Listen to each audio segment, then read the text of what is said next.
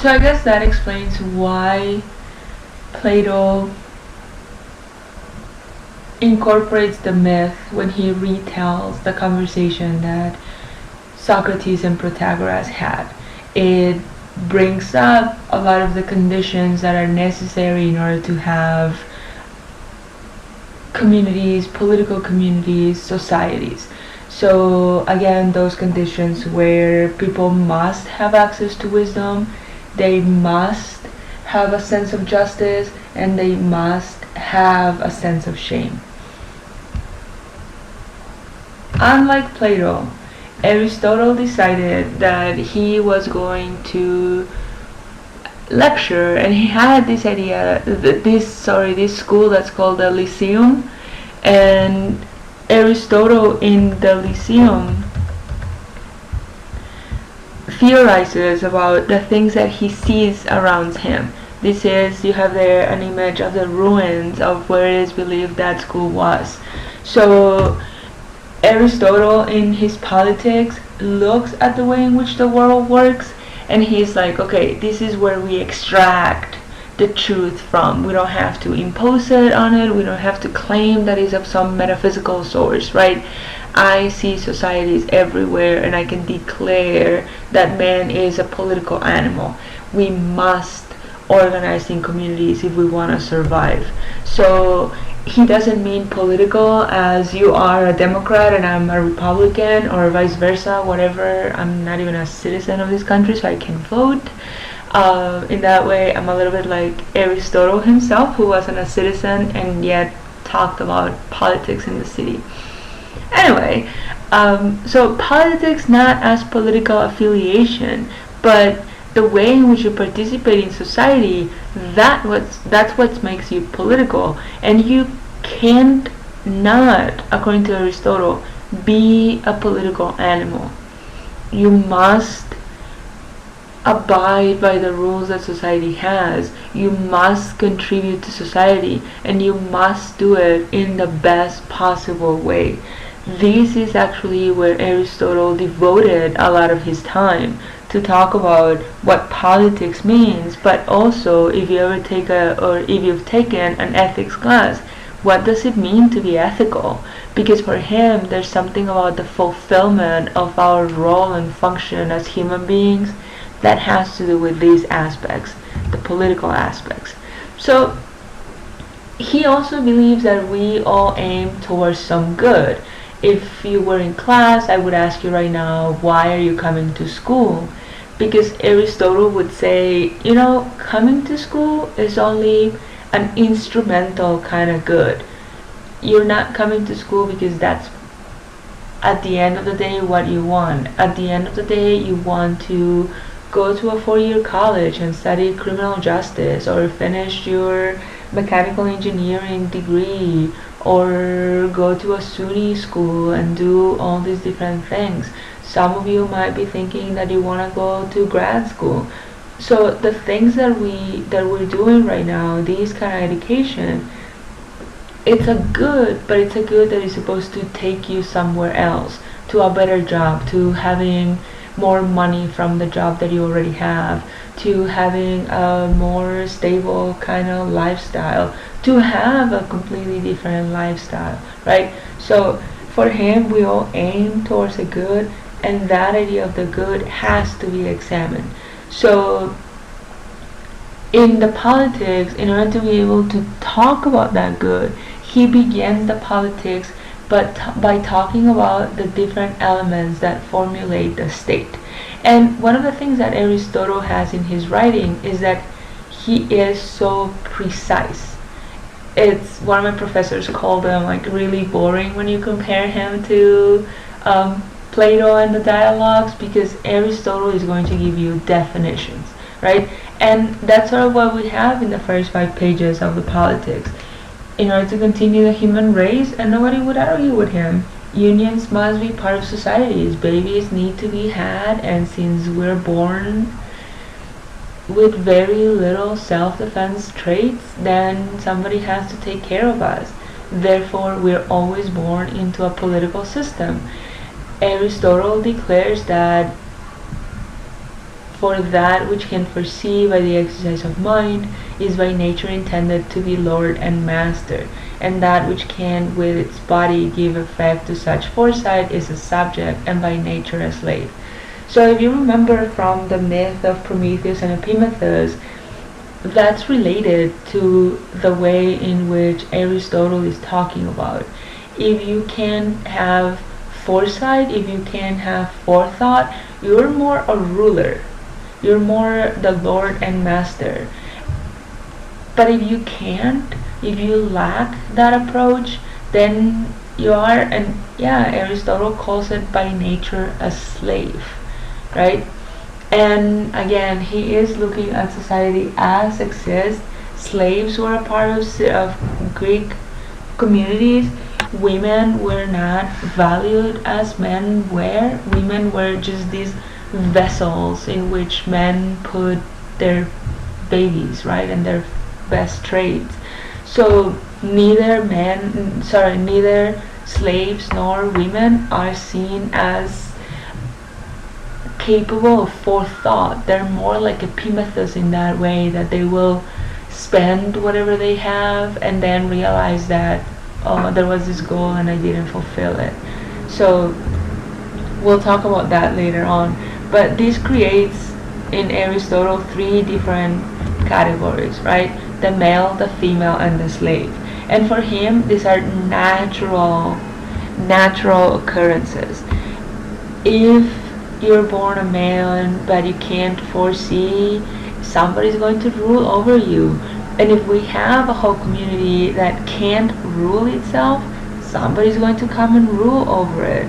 So there's something very practical about what he's saying.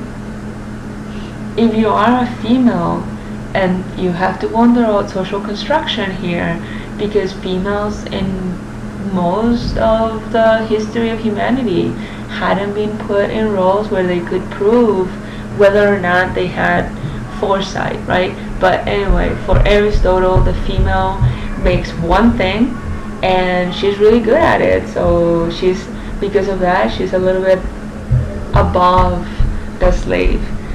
And then the slave in Greece, I don't want to give a whole lecture on this, but it is important that we recognize that the slaves in Greece had a little bit more rights than the slaves that we used to have in the US. They were not allowed to vote, but they were allowed to have education. There were a lot of slaves that actually became philosophers later on. So it challenges what Aristotle is saying, but his view is that there is a political system in place. There are some who are citizens, and the citizens own property. And if you're a slave, that's the one thing you're not allowed to have. You can be as smart as you want, but you cannot own property. So let me move to his definition of family, right? The family is the association established by nature for the supply of men's everyday wants and the members, right? So family is supposed to help you fulfill everyday wants. Within your family, you get your food, you have your house, you have all these different things, but the family doesn't necessarily formulate society as we know it. It's just maybe the smallest trait, the smallest sort of group that we have. From that, we go to the village, right? A little bit bigger, a little bit more developed. It can expand into colonies and kingdoms, and obviously for Aristotle, it must be ruled by the eldest male of the family. And the village in many ways behaves as a single family unit, just like an extended one, right? I think there are a lot of Hispanic families that behave in that way. I'm of Hispanic descent, so that's like, I remember my grandpa making all these decisions and my dad abiding even though we were so far from the family. But the village has this sort of extension. It supplies beyond daily needs, but it also starts formulating the system of a ruler. From the village and its expansion, we definitely get the creation of the state. Communities are formed, and we're going to have that the serf community is quite self-sufficient. So the bare needs that we have are going to be covered, and then we can continue for the sake of a good life. So your daily needs do not formulate your good life. They're part of it. You having food, you having a bed, you having what to wear, it allows you to pursue that good life. But the good life can only be had in the state because we are this kind of political animal that we must educate and we must partake in the lives of others. So it is evident, Aristotle says, that the state is a creation of nature and that man is by nature a political animal. There's no way in which we can aspire to a good life, which we haven't defined, I know, without being part of this political machinery.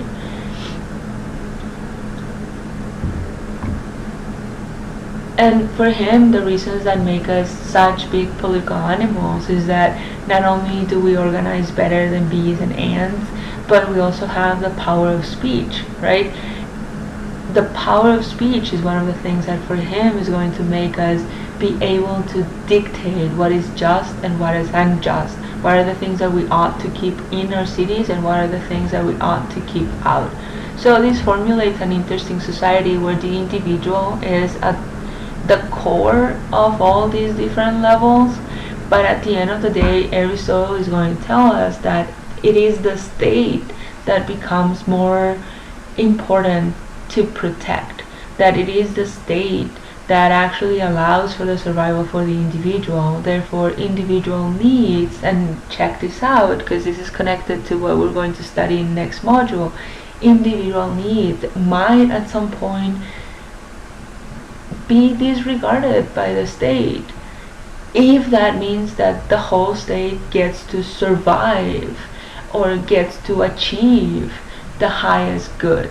So Aristotle has this idea where what we ought to protect, and individuals should be very aware of this, what we ought to protect is the life of the state. So that means that people who are not capable of living in the state are going to need to be either brought in or educated into being part of this society, or they will be outside of justice. This is where we start finding out ideas of punishment and reward. If you want to be a part of the state, you can't be a beast or a god, right? You have to be a human being. You have to obey to what people are saying, and you can't think that what society dictates is not applicable to you. So that's why in the second quote that I have here, he says, justice is the bond of men in state. For the administration of justice, which is a determination of what is just, is the principle of order in political society. So just like Plato, he believes that we have this idea of what justice is, and that we can be taught how to best suit ourselves to the life in the state. So he talks about different kinds of relations in the state. I just wanted to make this matrix because he does talk about the other relations later on in the politics, but obviously what he says about the slave is very, very controversial, and it goes back to this idea that he has a naturalistic perspective where some men were rulers and some men didn't seem to have the traits to be the ruler.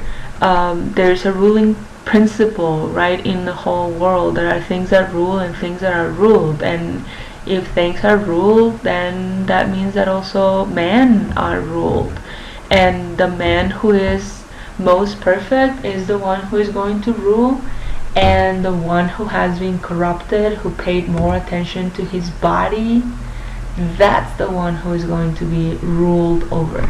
That's what he means by a slave.